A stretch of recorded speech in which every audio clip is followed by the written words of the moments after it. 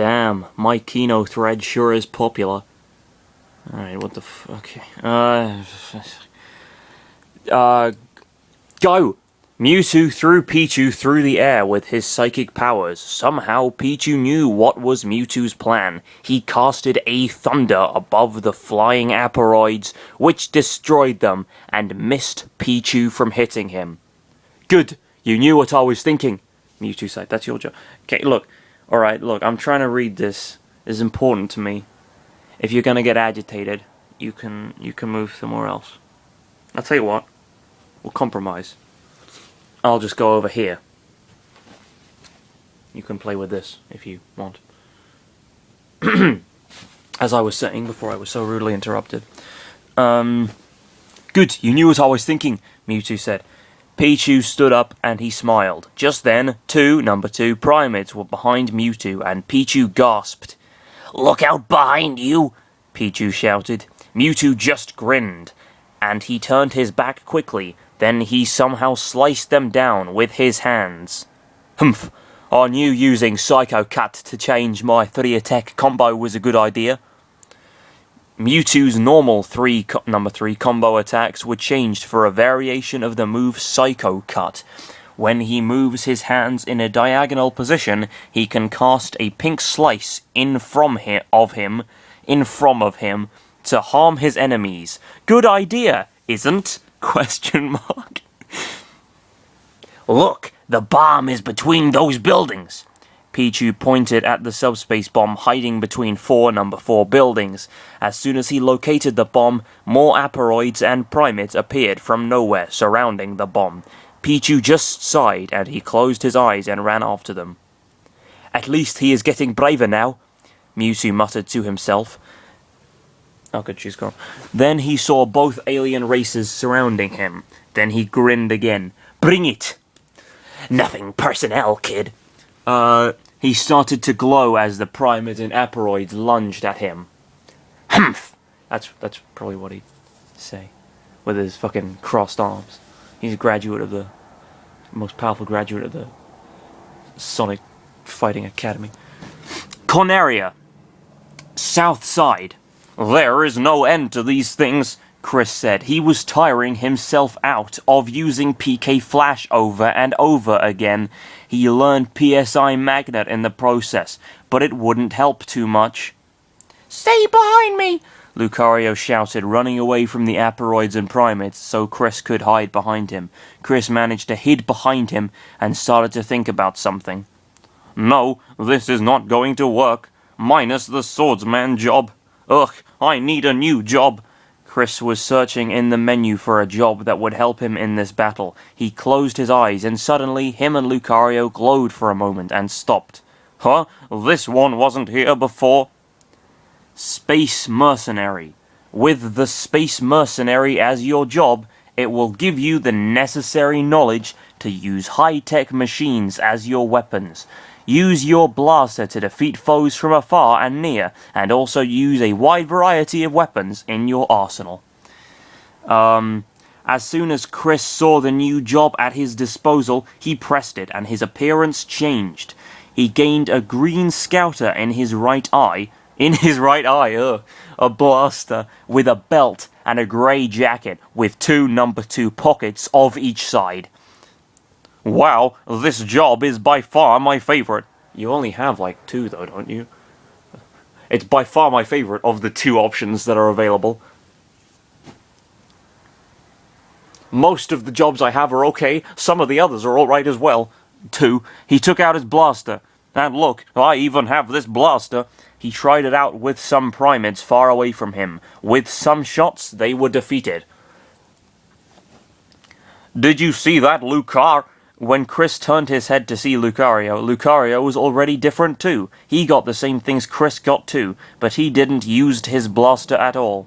That blaster is a waste of time for you, right? Lucario nodded and he ran towards the south side. Chris just frowned and he went with Lucario with his already charged blaster of his left hand. I wonder how are Slippy and Roy though, Chris muttered to himself. Corneria, west side.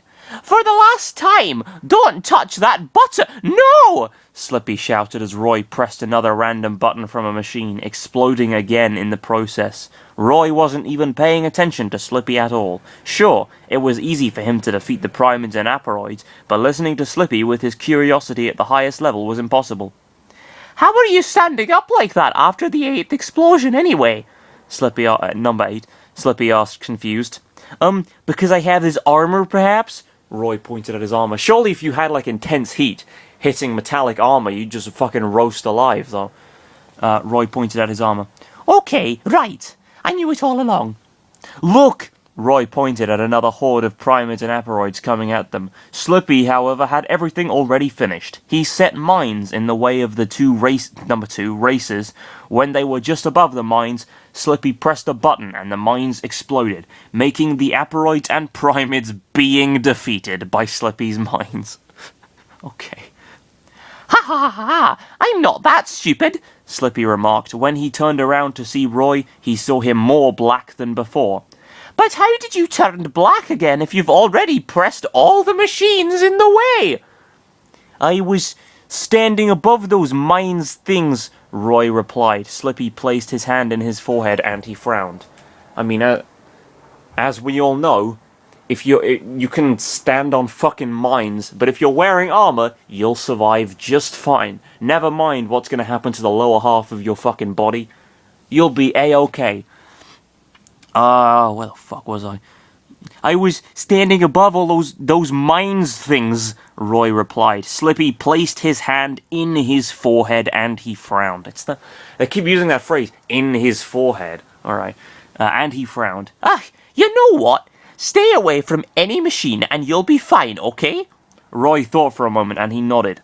Slippy ran to the west and he found the bomb below some trees. Then another horde of Aparoids and Aparoids appeared from nowhere.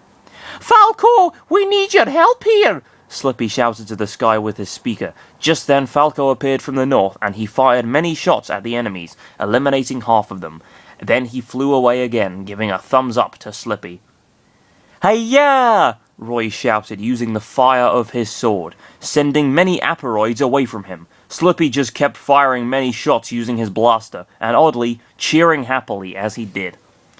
Good for him. Corneria, north side. This is Fox and Crystal. The north bomb was deactivated, Fox said to Peppy with his speaker. Corneria, east side. This bomb was also deactivated, Mewtwo said telepathically to Peppy. How does that work, though, the telepathy thing? Because, if you don't really know how telepathy works, and you just hear, like, this voice in your head, you're not gonna think, oh, well, you know, it's one of my teammates confirming their success. You might just think you're going crazy, or you're, you know, having auditory hallucinations or something. That's... He should... couldn't he just borrow fucking... Oh, no, he's got Pichu. He doesn't have a scouter or anything. Whatever. Corneria, south side. Mewtwo said telepathically to Peppy. Corneria, south side. This is Chris and Lucario. The south bomb was deactivated too, said Chris with his new speaker to Peppy. Peppy made a confused face about why Chris was using a speaker. How does he know how to communicate with Peppy if he's using the speaker? I mean,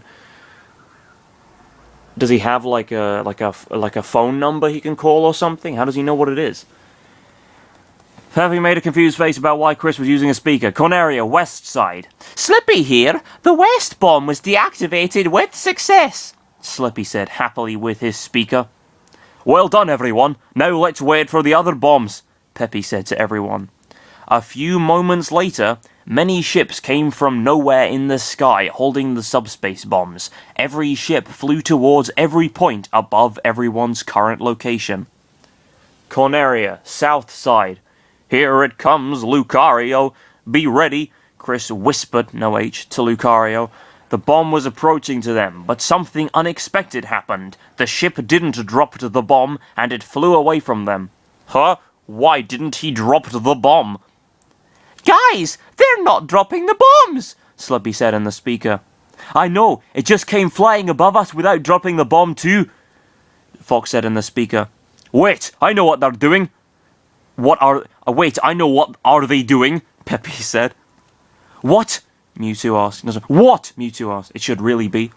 They're not dropping the bombs to the ground because they are going to detonate them in the air, so we can't reach them, Pepe yelled. Almost everyone gasped when they realized their plan. What are we going to do then? Chris asked.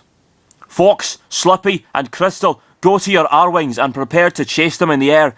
Everyone else must board the wing of any R-Wing. Board the wing? What the fuck? That doesn't sound very safe. What if they do a fucking barrel roll and you just fly off into space? Although technically, as game theory will tell you, it's an aileron roll. It's not a barrel roll at all.